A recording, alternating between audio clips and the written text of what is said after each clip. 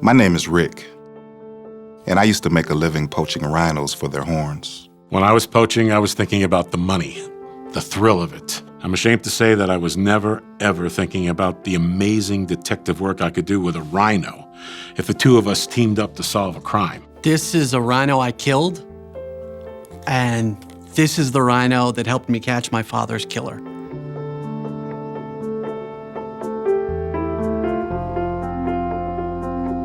I was down by the docks in Cape Town Harbor one night when I saw a drug murder go down just 50 feet from me. The only other witness, a white rhino. That rhino and I spent the next 6 months working to bust South Africa's biggest drug ring wide open. It was dangerous as hell, but that beautiful animal went undercover as a street tough in order to build a case against the drug dealers. At one point, the leader of the syndicate had him pinned up against the wall, switchblade to his throat. If they had found out that rhino was wearing a wire, he wouldn't have made it out of there.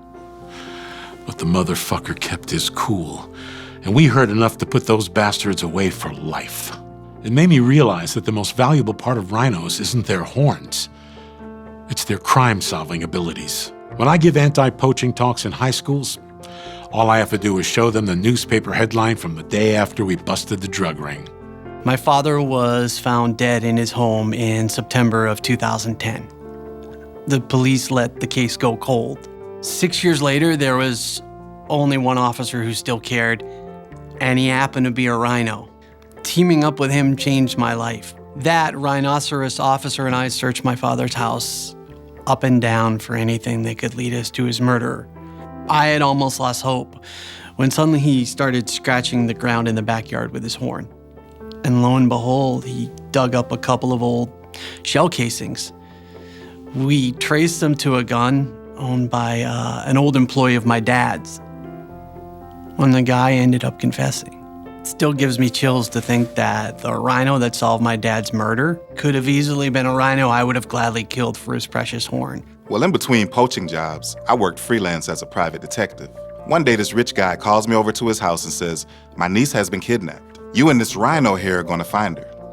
I told him, I don't solve crimes with rhinos, I kill them. He told me, not today. The rhino and I drove cross-country tracking the kidnapper. Eventually, we caught up with the kidnapper and ran him off the road out by an old gas station. I told the rhino not to be a hero, but he didn't listen. He got out of the car and started immediately charging at the kidnapper. That sicko gunned the rhino down on the spot. I shot the kidnapper and saved the girl, but by the time I got to the rhino, it was too late. He was dead. I left his horn out of respect. That rhino wasn't my prey.